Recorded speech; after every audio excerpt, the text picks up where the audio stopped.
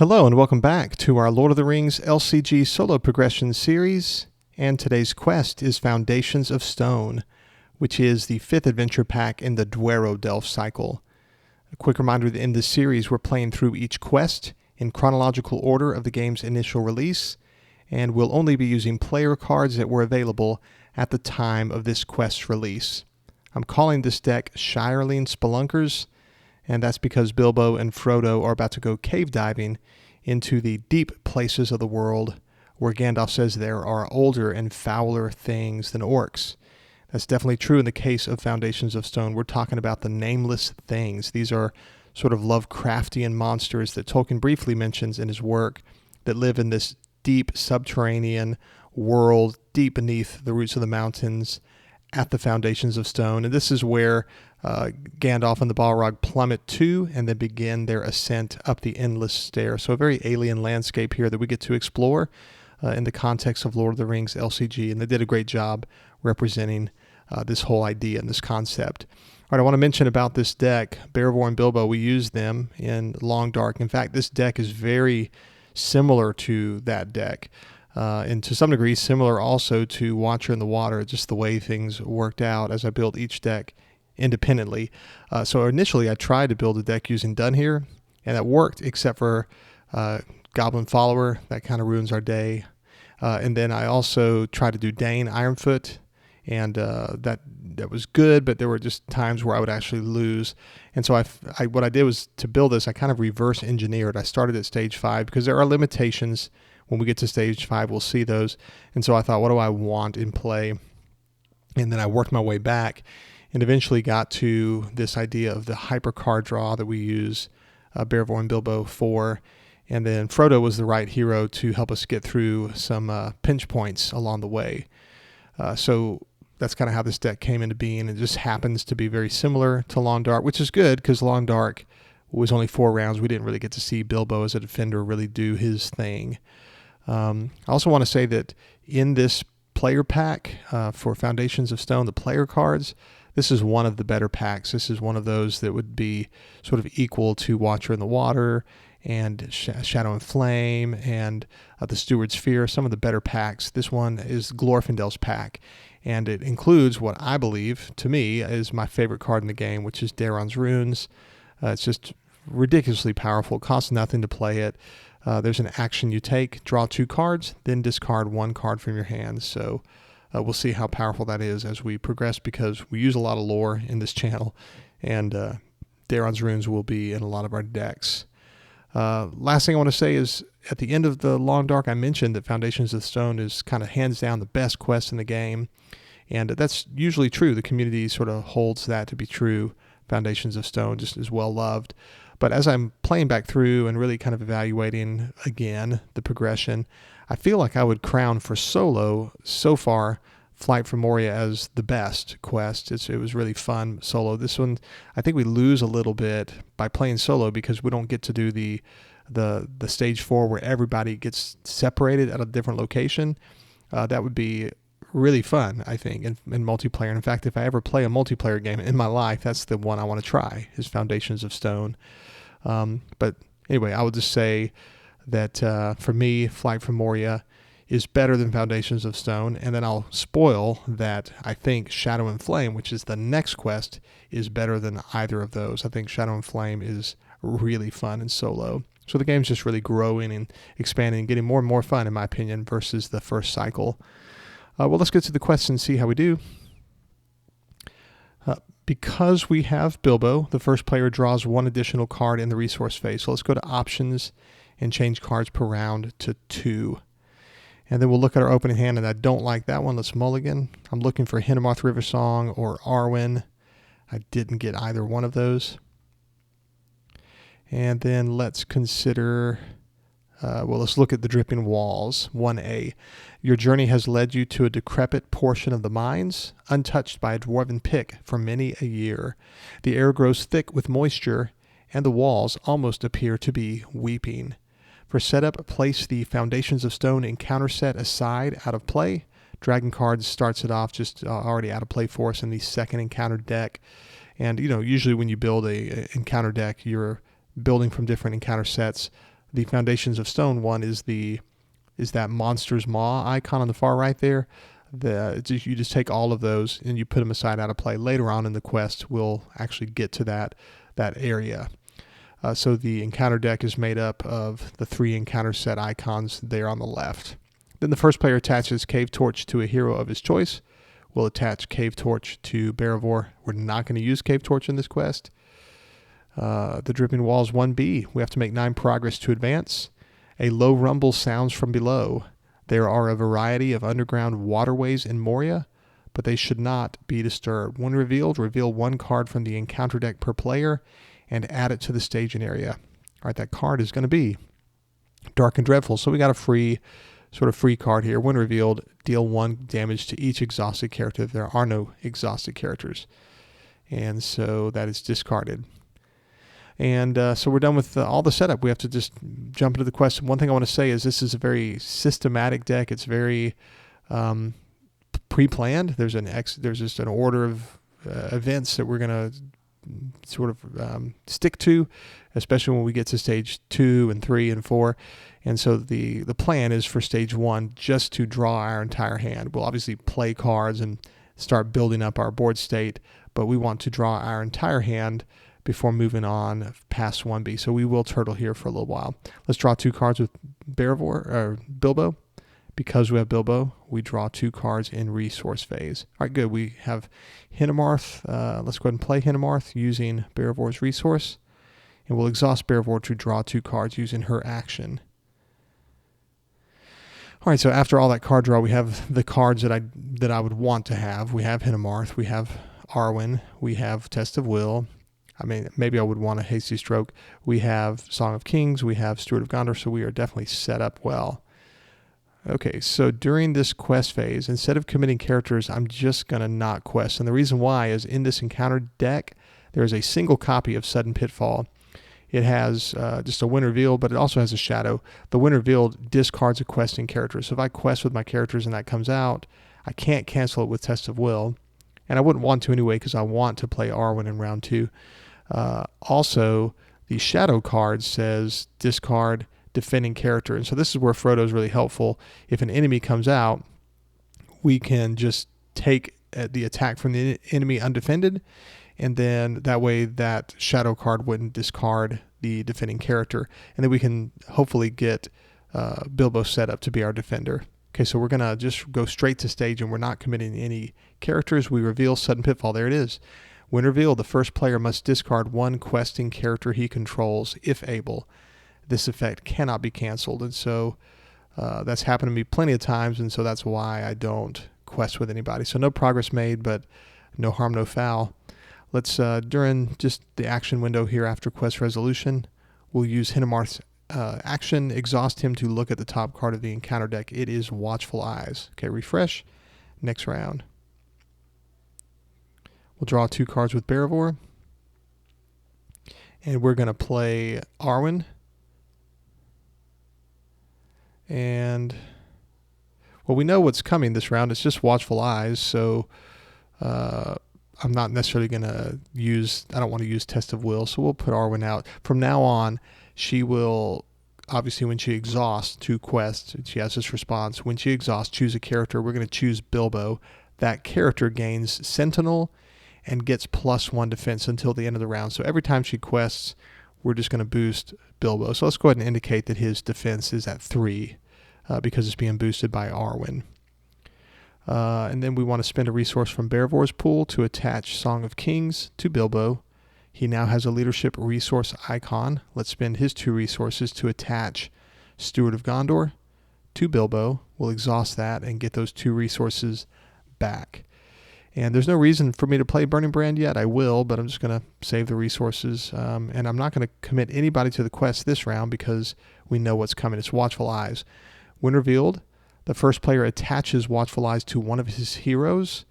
And there's this condition. There's a condition attachment. There's a limit of 1 per hero. Forced, if attached hero is exhausted at the end of the combat phase, reveal 1 card from the encounter deck and add it to the staging area. So we'll attach it to Bilbo. And now we're going to look at what's coming next. It is Crumbling Ruin. Refresh next round. Drawing 2 cards with Barivore. There's Daron's Runes. And now we'll exhaust Steward of Gondor. Let's play Daron's Runes. Action, draw 2 cards, then discard 1 from hand. We'll draw 2. And we will discard this Steward of Gondor. All right, so this is coming out. When revealed, each player must exhaust a character and discard the top card of his deck, if able. And so I think I'm gonna just cancel that with Test of Will. Again, I don't have to quest with anybody this round if I don't want to, because we know exactly what's coming. It's Crumbling Ruin.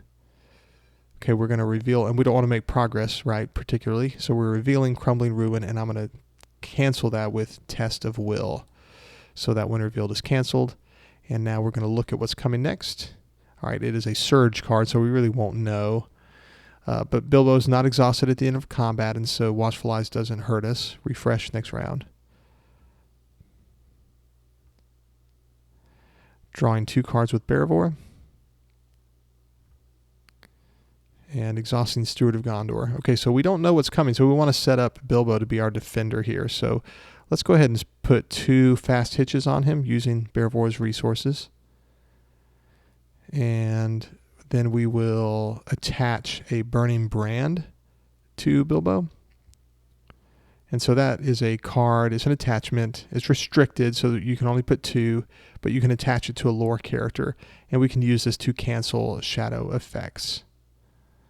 And then we will stop there, I think. Well, let's go ahead and put a fast hitch on Frodo. Well, I don't, actually, here's what we'll do. Let's undo that.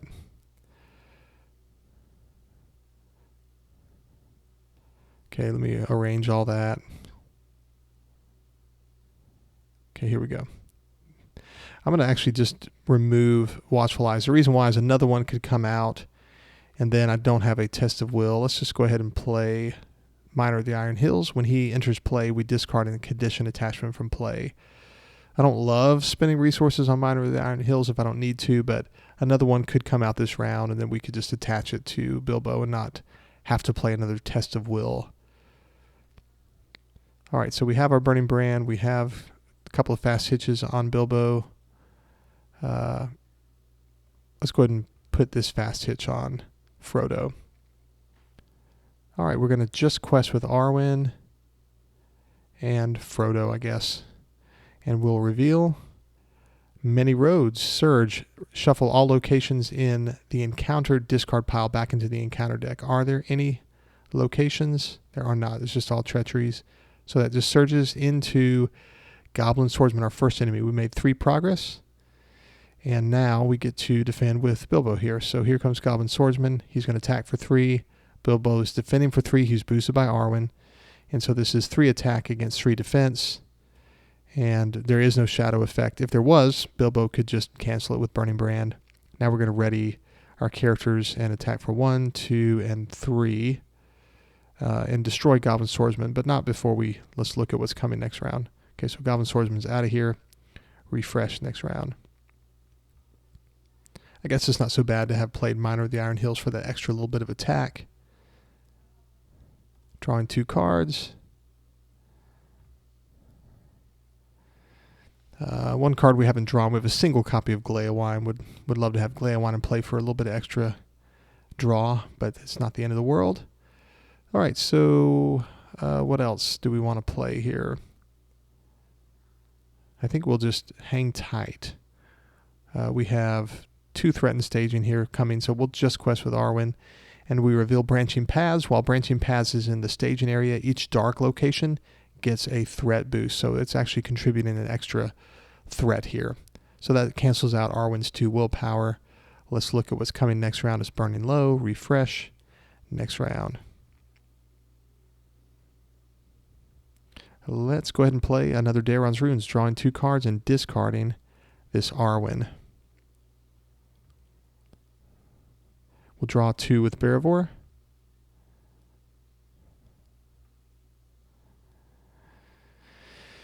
And we'll exhaust Steward of Gondor. Okay, so we know that this is going to boost, and I didn't travel the branching paths because I don't want to. I didn't really say this, but this forced effect is something I don't want to deal with, so I'm just going to leave it in staging. But when Burning Low comes out, it's going to boost this dark location for +3. So we're going to be talking about 5 threat in staging, which we've got covered here with our 3 characters. I'm just going to save my resources otherwise. No reason to really play cards yet. We can just play everything all at once.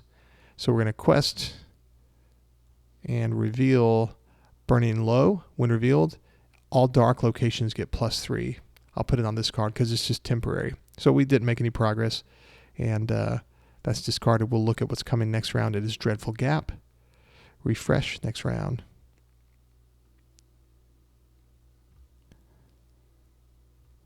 All right, exhausting Steward of Gondor, drawing 2 cards with Barivore. There's Gleowine. That'll get our card draw moving a little quicker. Let's play Gleowine and draw a card. And also Daeron's Runes, drawing 2 cards and discarding this Hinemarth. All right, so our threat's still low. We're doing just fine here. Let's go ahead and play Faramir. 1, 2, 3, 4. Bilbo obviously has a Song of Kings, so he'll play Barivore. And let's go ahead and attach this Song of Travel to Bilbo. Just, it's good to have, towards the end of the game, there's a card that can shuffle a hero into our deck. And I always pick Frodo to be that hero. It's better to have the card draw at that point. And so having a Song of Travel just assures that we always have spirit access. Speaking of spirit, let's go ahead and spend these 2 resources from Frodo to attach this Unexpected Courage to Barivore. So now she can use her action but also attack and or defend. And then we're also going to play Westroad Traveler. We want to hang on to Bilbo's resources otherwise, I think. Yeah. So let's think about this. This is going to, when it's revealed, immediately travel to Dreadful Gap. And the X value is going to be based on the number of characters in play. Let's count our characters. 1, 2, 3, 4, 5, 6, 7, 8, 9. So that's going to be 9. Let's go ahead and do that here. Let me count again. 3, 6, 7, 8, 9. Yeah, 9 characters against 3 and 2 in staging. So we need to quest for 11 here. Let's just do our math. So that would be 7, 8, 9, 10, 11. Yeah, we're just perfectly there. Okay, we reveal Dreadful Gap. When revealed, immediately travel to Dreadful Gap. If there were another location, active location, you would return it to the staging area. All right, but we will exhaust Faramir to boost for 1, 2, 3, 4. That's 9 progress, and we clear Dreadful Gap. It goes to the victory display. Once again, we don't want to travel to branching paths. Let's reveal what's coming next. Burning Low. We have not seen many enemies. Just one of those playthroughs. And we'll draw 2 cards with Barivore. I think this round, let's just go ahead and move on. It's time to get things going here. Drawing a card with Gleowine. All right, so we're going to quest past the dripping walls at this point in the quest, but let's just think, do we want to play anything particularly? Let's go ahead and attach this Protector of Lorien to Bilbo. That'll have a very specific use. Next stage. We don't need to play any more Burning Brands because at this point only one enemy is going to come out at a time, and so no reason to spend those resources. Let's go ahead and play Bomber. And I can show you how he works in this quest. He's really great in this quest. We really don't need Westroad Travelers at this point, so I think we'll just go ahead and quest with Gandalf. We'll sneak attack him in and lower our threat by 5. And we're going to quest just with pretty much everybody here. We can even quest with Barivore. All right, we reveal Burning Low, and it says that any dark locations in staging get a +3 boost. But what we're going to do here is, so this is staging. So that's happened, and now we have an action window. Let's exhaust Bomber. Exhaust Bomber to choose a location. That location gets -1 threat until the end of the phase, but even better in this quest, if the location is underground, do not contribute its threat. And so this threat of 5 is now at 0. And then we can, if we want to, we could exhaust Faramir to boost, but we don't even need to. We made 13 progress, meaning 16 on dripping walls, and so we have cleared dripping walls. And so now let's advance to the water's edge. Small rivers cut their way across your path. Some are not much more than a trickle, and recent looking too. Another rumble shakes the walls. This time it seems to be above you. All right, so we have to make 12 progress to advance. There's a forced effect. After a player commits characters to the quest, he must discard the top 2 cards of his deck. All right, so we'll keep that in mind. Let's look at what's coming next. It is Cave In, which is just going to surge on us. Okay, next round.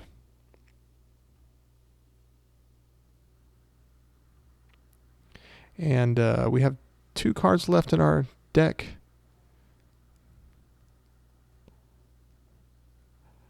So what I think I'll do here is just go ahead and I'm not going to use Bearvor or Gleowine's action yet because I want to use it later in this round after having moved on past the water's edge. We're just going to progress here. 1, 2, 3, 4, 5. Let's go ahead and play from hand Gildor Inglorian. Gandalf did come back to hand at the end of questing last round. We don't need the West Road Travelers. That's more of a function of having to have 50 cards. Let me look at my discard pile. I want to make sure I have, there's a sneak attack in my deck here. I definitely want to draw that. So here we go. In planning, I'm going to sneak attack Gandalf into play and draw cards. That way I've got my 4th sneak attack, my 3rd sneak attack. I did that during planning on purpose. All right, and so I've drawn my entire hand. And let me see, I want to think through something. I want to discard the 2 Burning Brands. I want to discard Dwarven Tomb and a copy of Test of Will. So I need to discard something here during planning. So during planning, we're going to use Protector of Lorien.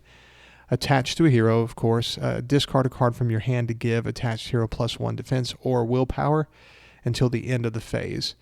So at this point in the game, before we move on, this is us really knowing the quest. If you don't know this, you're not going to do these crazy things. But what's coming, let's just execute our plan. The first thing we want to do is make sure we advance with only 1 Test of Will. So I'm going to use Protector of Lorien to discard this Test of Will. It's in the discard pile now. I only want 1 in my hand. I also want to, and I can wait till next round to do this, but I want to discard any Burning Brands, and I want to discard my Dwarven Tomb.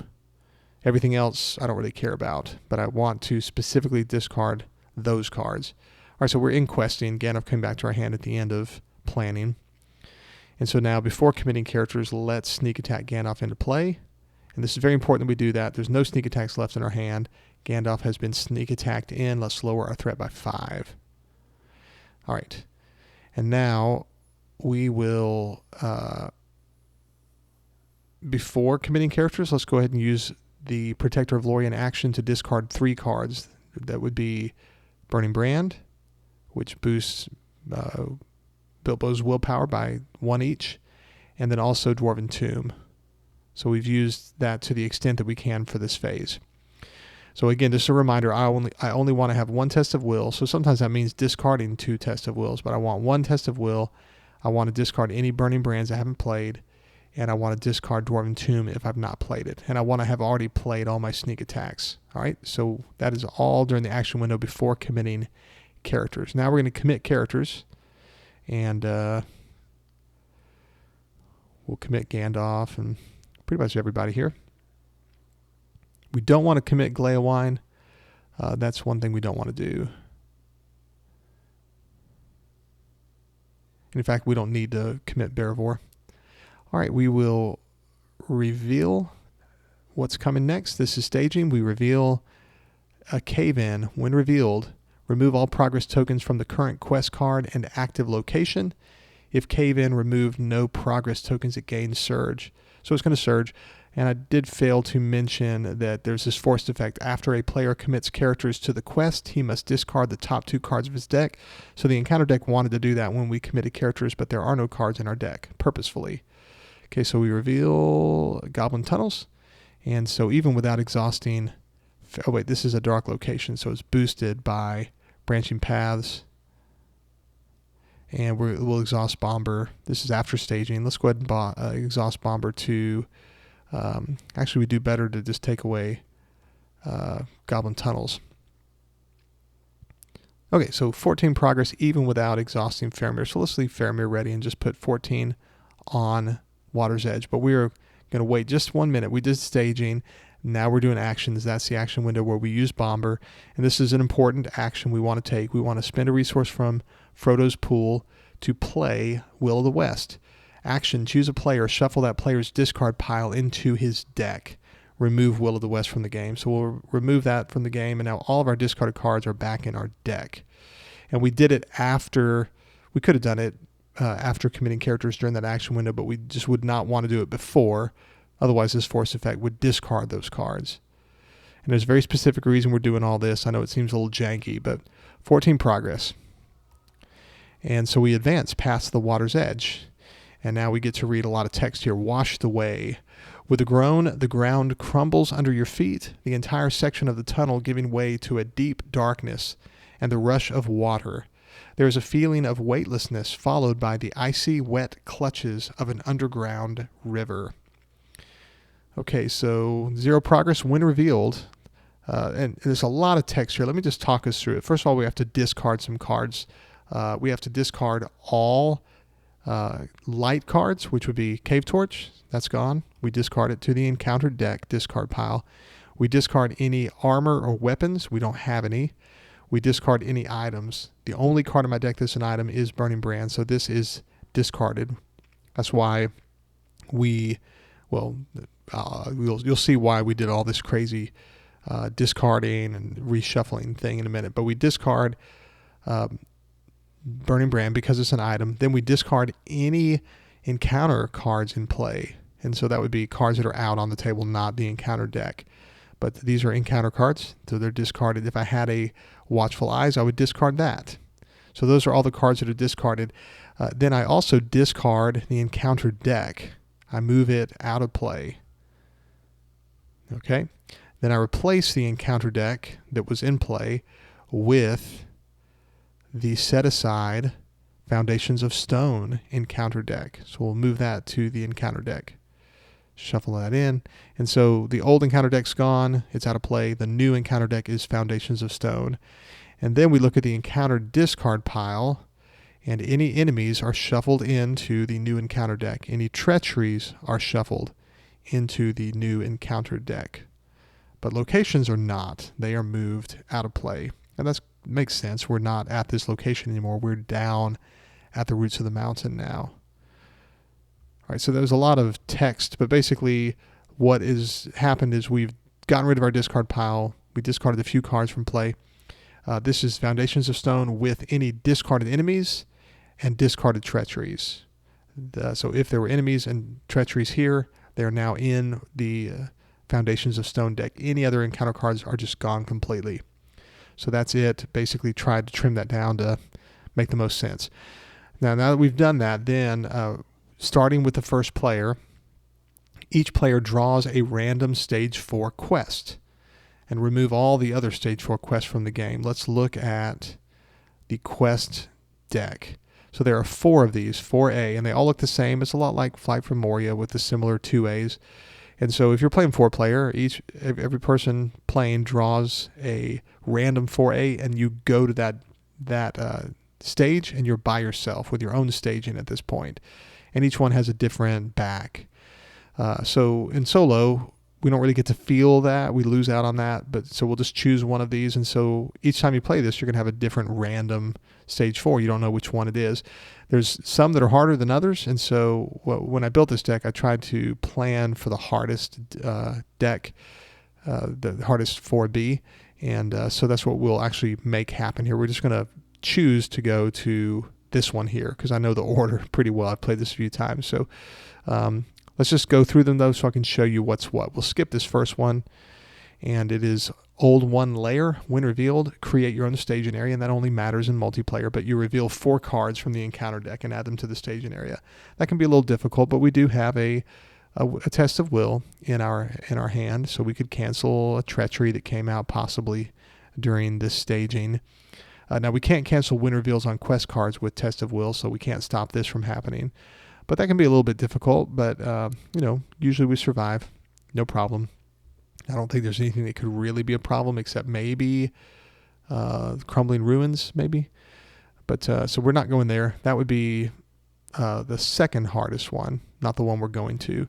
Then this one's probably the third hardest. When revealed, create your own staging area, reveal 2 cards. So even though we have to make 11 progress instead of 5, we only reveal 2 cards, so significantly easier than the last one. Excuse me, I had to sneeze. All right, and then this one's ridiculously easy. When revealed, create your own staging area. You don't reveal any cards, but you discard all your resources. We don't mind that at all because we don't need to play a test of will. So no cards revealed. We lose our resources. We get resources next round. So if that ever happens, you're just going to cruise through the quest. But this one is why I kind of reverse engineered stage 4, the 4B, the Shivering Bank.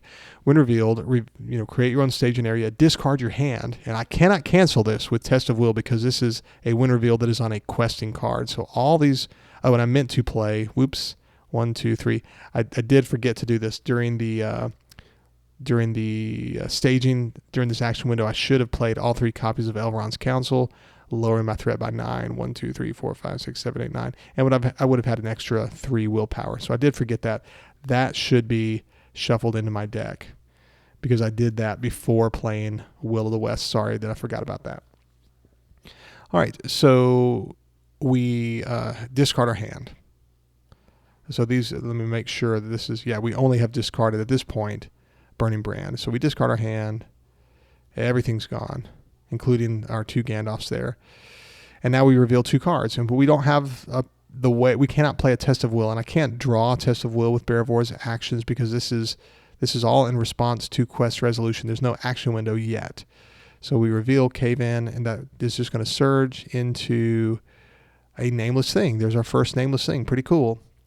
And this is why we want to lower our threat. Basically, you need to be beneath 27 and not have one of these engage us. And it has a force effect that only really comes into play if it engages us. So that's, this one surged. So we reveal another card. It is Drowned Treasury. All right. And so cool to see some of the cards. Sometimes when you play this, you might have a lot of treacheries from the first bit of the game or a lot of goblins. And so you never see any of these cool Foundations of Stone cards. Okay, so that is it for quest resolution. We made it through unscathed. Now we have an action window. Let's draw 2 cards with Berevor and 1 with Gleowine. That's during that action window after quest resolution. And now Gandalf will come back to our hand. And this is why we sneak attacked him in. We didn't lose him. So now he comes back to hand at the end of questing. And during the travel phase, I'm not going to worry about traveling to Drowned Treasury. Although let's travel here because we can draw some cards if we travel there. Let's look at what's coming next round. It's another Nameless Thing. And we refresh. We do not want to optionally engage Nameless Thing next round. Okay, we'll draw 2 cards with Berevor and 1 card with Gleowine. And we'll play Daron's Runes to draw 2 cards, and we'll discard Hinemarth. We'll exhaust Steward of Gondor. And we know exactly what's coming. It is Nameless Thing. All right, so what we'll do is we'll go ahead and sneak attack Gandalf into play. And when we do, we'll put 4 damage on Nameless Thing. It has right now an X health of X. X is the printed cost of all attached cards on this card. There aren't any attached cards, so if there are no attached cards, X is 3. So that means Nameless Thing leaves play here at the beginning of questing before committing characters. All right, so now we'll commit characters and easily progress past the Shivering Bank. In fact, we'll include Bearivore on that.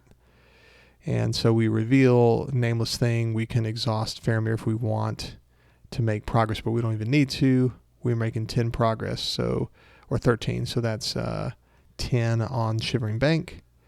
And now it says Drowned Ruin, after Drowned Treasury leaves play as an explored location.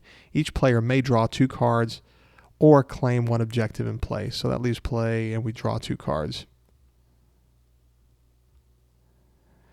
And so Gandalf comes back to our hand at the end of questing. Actually, no, that's not true. That was quest resolution. And there's this force effect. After the 7th progress token is placed on the Shivering Bank, join another player at the beginning of the travel phase. If you cannot join another player, all players continue on to stage 5. So the way I read this, I don't know if, because we cannot join another player, because there's not another player, we're just going to move on to stage 5. We'll do that during questing. All right, so out of the depths, the shaft shoots upwards, the glimmering lines of Mithril illuminating your way out of the depths of the mountain. The makeshift ladder is narrow, but you cannot linger in the realm of those things of darkness who gnaw at the roots of the world. When revealed, reveal 1 card from the encounter deck per player and add it to the staging area. It is deep, deep dark. Now it's going to surge. It has Dune 1. Can't stop that. When revealed, attach 1 card from the top of the first player's deck to each nameless enemy in play if able. Let's cancel that with Test of Will so we don't lose any cards. All right, now we'll reveal another card, and it is Lost and Alone. When revealed, each player chooses and shuffles a hero he controls into his deck, and when he draws that hero, he puts it into play. I won't cancel this just so I can show you how not harmful this is. So let's go ahead and choose a hero to shuffle into our deck, and that's going to be Frodo. He's shuffled into the deck. When we draw him, we'll simply put him into play. So we lose this fast hitch. And now if we defeat the stage, we've won the game. There's an extra sentence there in the middle that we'll look at next round. Okay, let's look at what's coming next round. It is another one of these deep, deep darks. Okay, Gandalf comes back to our hand at the end of questing. And now we're going to refresh, move on to the next round.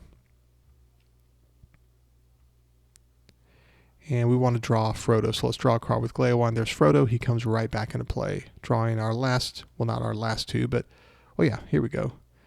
Daeron's Runes. Let's play it. Draw a card and discard 1. We'll discard Arwen. So we've drawn our entire hand. And now during planning, we'll overdo things a little bit here, I think. During planning, let's go ahead and sneak attack Gandalf in during planning and destroy this nameless thing. Gandalf comes back to our hand at the end of planning, and now during the quest phase, we will sneak attack Gandalf in again, and we'll lower our threat by 5. 1, 2, 3, 4, 5. And now it says here, each player cannot commit more allies to the quest than the number of heroes he is also committing to the quest. We can commit 3 heroes to the quest. And so we can commit 3 heroes, and we can commit 3 allies. If we're playing a Bonds of Friendship deck, we could commit 8 characters. So it might be a good way to play this deck solo, but this quest solo. But we'll have 3 questing heroes and 3 allies that we can commit to the quest. Okay, so let's ready Bearivore so that we can quest with her. All right, so we're going to quest with our 3 heroes, and then we get to choose 3 allies to quest with. We'll choose Gandalf, Arwen, and Gildor. He's included mostly because of his high willpower value. Okay, so we have our 6 characters committed. Let's exhaust Faramir to boost those 6 characters. So we're at 20 willpower. Let's play all 3 of these Elrond's councils, lowering our threat by 9. So we are at 4, and boosting Frodo, we'll say, by 3. We'll also play Protector of Lorien's action, discarding 3 cards, 1, 2, and 3. And that boosts, let me see, did I do this already? No. So here we go. We'll boost Bilbo 3 times using that action. That's all before staging. Okay, so now we reveal Deep Knowledge. It has Doomed 1, and it surges. It says, when revealed, attach 1 card from the top of the first player's deck to each nameless enemy in play if able. It's going to surge into Lost and Alone, and we'll cancel that. This is why we had Song of Travel. We'll cancel that with Test of Will. All right, so that is 26 progress.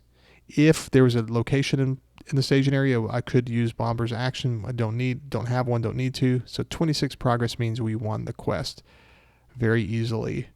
So again, this is where I've reverse engineered. I thought, okay, how do I beat stage 5? What would be the best? Obviously, you can only have 3 characters or heroes questing.